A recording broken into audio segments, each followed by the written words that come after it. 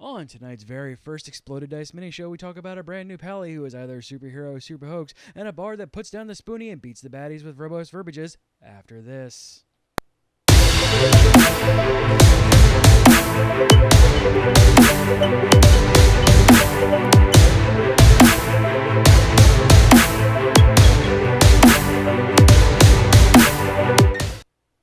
Hello and welcome, friends, to the Explosion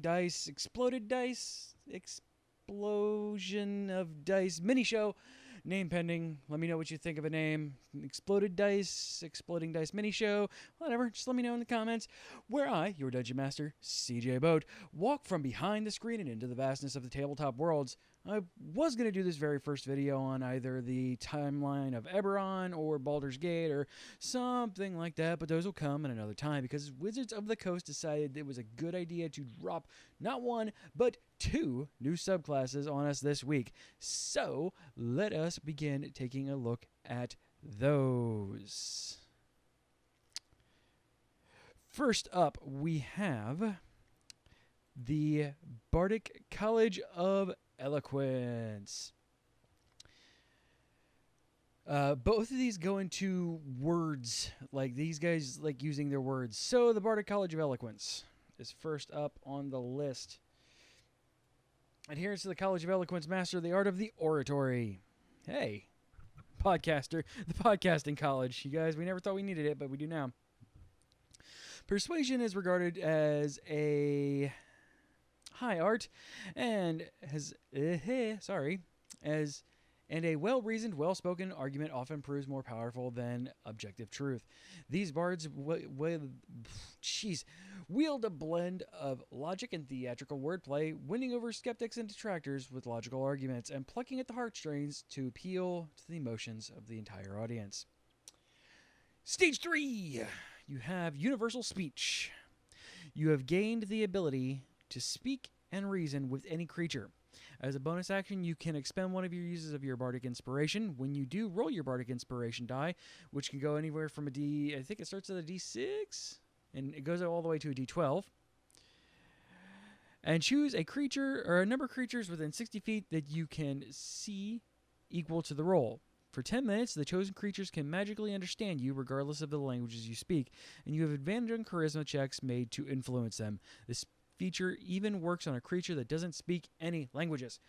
So I had to read this a couple of times.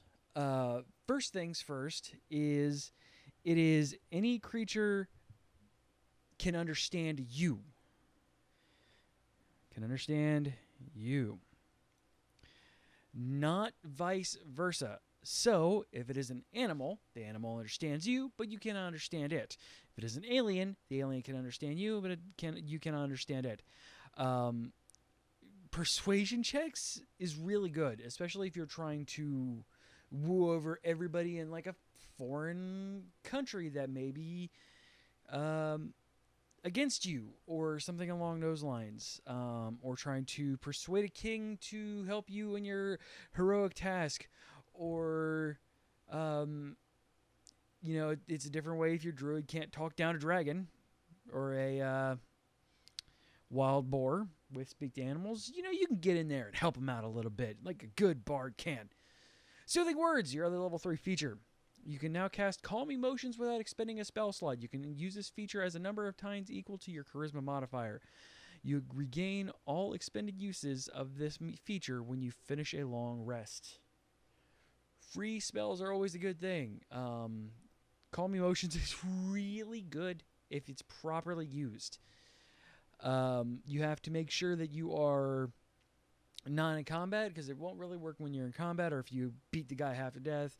You can't do that there, but you have an opportunity to, once again, talk your way out of encounters. My players, especially in my home game, love talking their way out of encounters to a point where sometimes I have to force them to fight things because they're all really good at this. And Rachel, Peru run in the game, my wife, also plays in our home game, and she's really good at this. She just enjoys the challenge of trying to get me frustrated, really, to figure out what she can do to beat my logic in that. And Calm Emotions helps going a long way to that. paired with universal speech, especially at lower levels where you might be going up against something that can one-shot you. It's pretty darn good. Undeniable Logic, 6th level. Yep, go away. You could spin words laced with magic into a knot of reasoning that can be encouraging or impossible to follow. As a bonus action, you expend one of your uses of Bardic Inspiration. When you do, choose a creature that you can see within 60 feet of you that can hear you. So see and hear you. Then roll your Bardic Inspiration die and choose one of the following. The creature takes psychic damage equal to the number that you roll on Bardic Inspiration die, and the creature must succeed an intelligence saving throw, which is a kind of uncommon saving throw. So it's nice that they are not just going straight wisdom or charisma in this. Against your spell save DC, or have disadvantage on the next saving throw it makes before the end of your next turn. Or the creature regains hit points equal to the number that you roll on Bardic Inspiration die, and the creature has advantage on next saving throw it makes before the end of your next turn. This is another one that I had to read a couple of times in order for me to understand its power. It's good for resource management. Sometimes you don't have an extra spell slot, or since this is a bonus action, if you really need to use your main action for something else, and I mean, this is gonna be a better version of Healing Word all the time. So there's very few reasons why you wouldn't want to use this if you're going to use Healing Word. Unless you have other uses for your Bardic Inspiration die, like we're going to get up to in the next item, which is technically the capstone for this college. Infectious Inspiration. When a creature adds one of your Bardic Inspiration dice to its ability check, attack roll, or saving throw, and the roll fails, the creature can keep the Bardic Inspiration die. In addition, when a creature adds one of your Bardic Inspiration die to its ability check, attack roll, or saving throw, and the attack succeeds, then you can use your reaction to encourage a different creature other than yourself that can hear you, not see you, but hear you, within 60 feet, giving it a Bardic Inspiration die without expending any of your Bardic Inspiration uses. You can use this reaction a number of times equal to your charisma modifier, minimum of once, and you regain all expended uses when you finish a long rest. Holy crap, you guys, this is really good.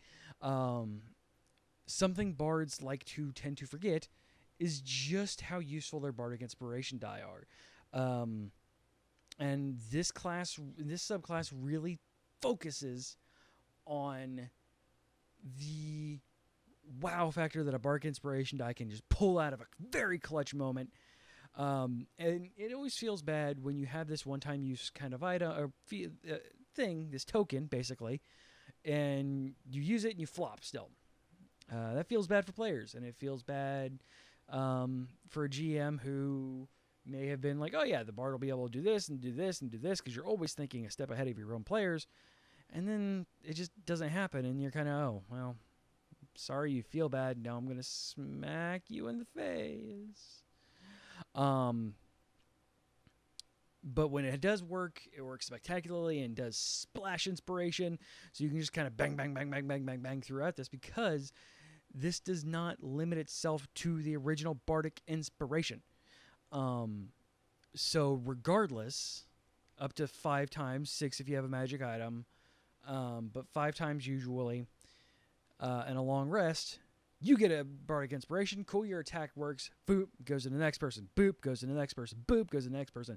And it uses your reaction, which as a bard, sure you have, no, you don't have cutting words with this one. So your reactions are kind of limited, unless you know that's, yeah, you know, especially with this one, your reactions are very limited, unless you feat into shield spell or something along those lines. You are not going to use your reaction for a lot of things, especially this one's not a punchy bard, so you're going to be in the back end, so your reaction is not even really going to be used for attacks of opportunity. So, yeah, there's no reason why you can't just spread this like infections. But the cool thing is because it does not it doesn't trigger off of the original one. It just kind of keeps going, and a 14th level is really good, especially considering the bonuses can really pile up, and that is never a bad thing. All in all, I really, really like the podcaster bard, Eloquent Bard. Sorry. It seems to be a lot of fun. I really like the idea of you don't have to even pretend that you're singing. Nobody ever says that a bard has to sing, but a lot of bards do, or act or something along those lines. At this time, they just talk. They use the power of their voices, and that is not a bad thing at all. It's less powerful than when I originally read it. I read this and I'm like, oh my god, this is broken. Never know. But it's really good. And this one actually I feel could go into a book right now. Not an issue. I don't think this would break the game in any way, shape, or form. Unlike, here we go, our paladin friend here. At 3rd level, a paladin gains a sacred oath feature. Here's a playtest option for the features: the Oath of Heroism. The Oath of Heroism is an affirmation of a destined path, one laid out for you by divine hands. For whatever reason, a god or a group of gods has included you in their machinations. You are not a reluctant hero, but one who fully embraces the idea that great deeds are yours to achieve. You train diligently, sculpting your body and refining the skills so you are ready when destiny calls. Tenets of Heroism. Journey before destination. Sorry, no. Action over words. Strive to be known by deeds, not words. Challenges are but tests. Every hardship serves to be a challenge, to challenge your abilities and harden your resolve. Embrace destiny. You didn't choose this path, but it's yours to walk. You will carry it with you to legend. Hone the body. Like raw stone, your body must be worked so its potential can be realized. Oath spells, which is kind of what we come here for. You gain oath spells at the paladin level listed in the Oaths of Heroism spell table. See the Sacred Oaths class feature to understand how these work. Basically, they're just kind of always included in your spell list. So, yeah, you can go with that. And then further on into,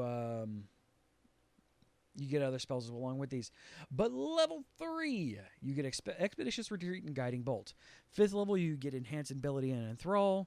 9th level, you get Haste and Protection from Energy, Haste being one of the best spells in the game. 13th level, we get Compulsion and Freedom of Movement. 17th level, we get Commune and Conjure Volley. Those spells are good. So, first time reading this, I saw Expeditious Retreat, and I realized that, yeah, sure, Expeditious Retreat can be used on other people other than yourself, and also be used to get towards an enemy. But it instantly triggered in my head that this is not always going to be for a hero. It is going to be for a quote-unquote hero that got chosen for this and got transformed into this mighty paladin and is just a scared little boy. It's the opposite of Shazam. Boy or girl, or rainbow in between. So Expedition Retreat and Guiding Bolt kind of triggered me like, oh, this is cute, where, oh, well, I really didn't mean for this to happen. Bye! And then bolt away, and Guiding Bolt up the butt from there. Enhanced Ability and Enthrall. Enhanced Ability is always a good thing. It's not always a great thing, but it's a good thing. Enthrall is a little weird. I suppose it kind of goes into the eloquence part of this, where the enemy may just be enthralled by your speech and your heroism and may want to follow your commands for a little bit. Haste, like I said, one of the best spells in the game. Anytime you have an opportunity to do haste, take it. Protection from Energy is strictly okay. You're never going to use it over haste, ever.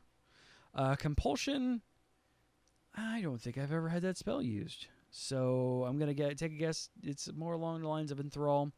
Freedom of movement is good, but ultimately wasted on a paladin who cannot be feared or paralyzed, I believe.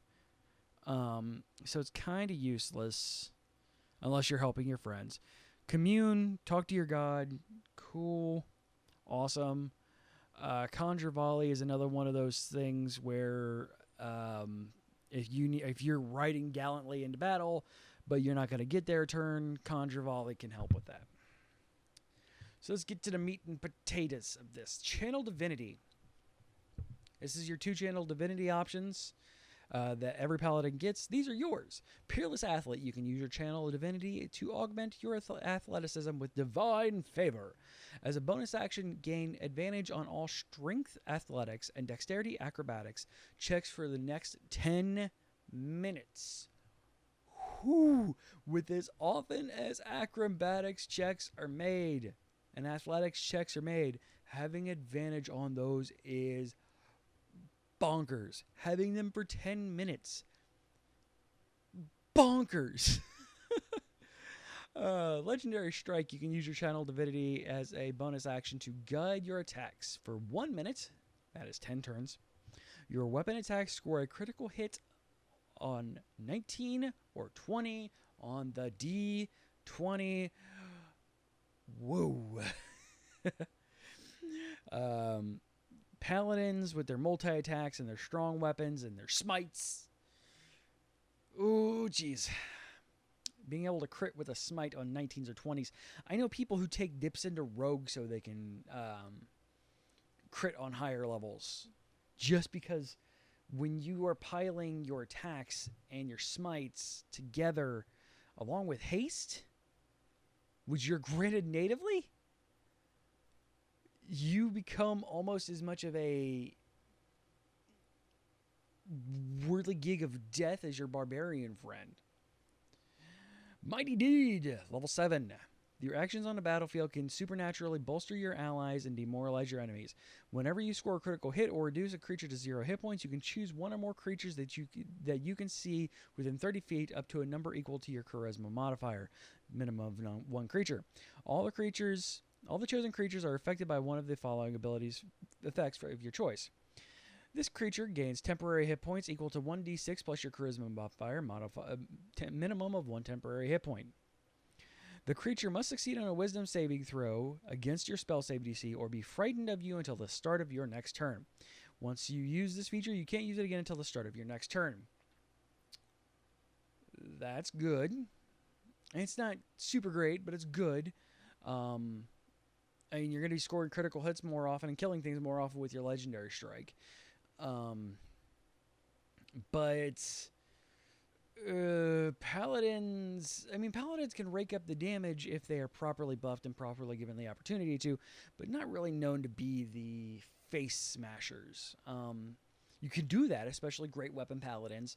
They can do a ton of damage and fast, especially with the smites and your auras. But you're still not going to kill as many things because you're not meant to kill that. To use the 4th edition nomenclature, you're still the defender, not the striker. You can get real close, but you're never going to be striker. So I don't see this being breaking. It is nice to be able to say, hey, I did get this kill. Cool. Awesome. Everybody be happy.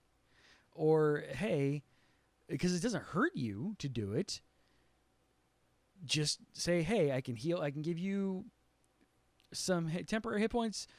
Rogue also in the front line with me, but also this other enemy may have crappy wisdom, so we're going to go up against this wisdom and might frighten it out of the way so we can take out another thing. It's all about planning and plotting. It's all good things. Increasing strategy is never a bad thing. Moving on. Glorious Defense. Strap in for this one, you guys. 15th level. Your Blessed Glory on the battlefield can misdirect an attack. When a creature you can see hits you with an attack roll that is... You can use your reaction to gain bonus to AC that attack against that attack, potentially causing it to miss you. The bonus equals your charisma modifier, minimum of 1. If the attack misses, you can make one weapon attack against the attacker as part of this reaction. Holy crap, you guys, this is great. Paladins have such a high AC, especially ones that are sword and boarding, that sometimes it is hard to hit them anyway. And Paladins don't usually have a lot of reasons for their reactions other than attacks of opportunity, which this isn't really going to help that, especially considering they're hitting you. You can compel duel them and just sit there and wail on them while you're helping your friends. In fact, that is a hell of a combination. Compel duel them, so they're going to fight you regardless because they can't do anything else. And you use your reaction every turn to give yourself a big F-off shield. Shield's a ridiculous spell as it is. You can get up to 5. And then you still get a crack at it. I just realized that at level 20, if you want to give up Living Myth, which you don't want to, but if you wanted to, a Palalock, Warlockadin, with this ability is real bad. You can do a straight charisma-based Warlockadin, and just wreck face with this, because your blade deals damage with your charisma modifier anyway. So you replace your strength with your wisdom, so you bump up your dex, you bump up your wisdom, or your charisma rather, and you go to town using this as your attack. And then again, if you're compelled duel, they have to attack you, but if you don't attack them, they don't get affected by you. So you're free to do things to other people around you. Cure wounds on yourself, lay on hands. If you happen to be in a scenario where you have them back to back to one another and you're just letting that guy wail on you, you can wail on his friend. And it's really, really, really good. Now the capstone, level 20, Living Myth.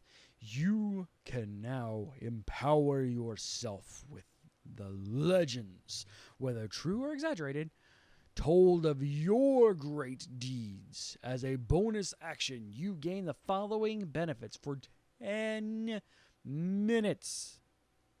You are blessed with otherworldly comeliness, gaining advantage on all charisma checks. Once on each of your turns when you make a weapon attack and miss, you can cause that attack to hit instead.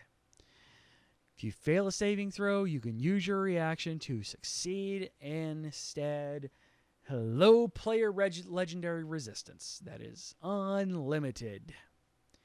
Can't use this again until you finish a long rest. You're still level 20. You're beating face. The disadvantages, this does kind of use your reaction up if you want to do that. But then again, at level 20, sometimes those reactions, those saving throws, they are needed, because you do not want to take a meteor storm to the face, or a buffed up scorching ray, or God forbid a plane shift or a gravity well. It's bad. It can get bad. So sometimes you're like, okay, cool, I'm not going to be able to hit this guy. Awesome, whatever. Oh God, let me save. It's really good, you guys. That capstone is... So those are our new subclasses. I really like them. I think the Paladin one might be a bit broken. Not super game-breakingly so, because you don't really get the big stuff until higher level. And at higher level, things are broken and hard to beat anyway. So you being a little broken doesn't exactly hurt the game much. Unlike where you're broken through the entire game. Looking at you, Mystic. But yeah, I do look forward to them being put into a book. I think the Paladin one may get fixed a little bit before then. 10 minutes on those is a bit much. Maybe a minute?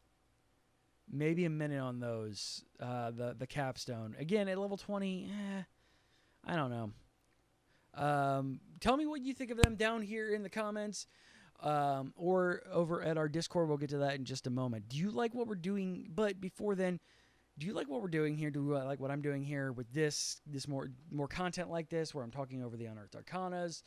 Going to be doing more stuff on like Eberron and classes and general cool exploding dice content. Make sure you subscribe to our channel here on YouTube for all of our content. Make sure you hit that bell to get notified when we put something up. And head over to if you want to talk with us live, head over to Discord at geek-io.net/Discord. I'll put a link down in the thing. If you want to support us as well, patreon.com/geekio. Give a little, give a lot. We have a cool NPC tier where you can get involved with this very program. So once again, I've been CJ Boat. Thank you so much for hanging out with me. For myself and everybody here at Exploding Dice, be good to one another, love each other, have fun, geek out, and roll on.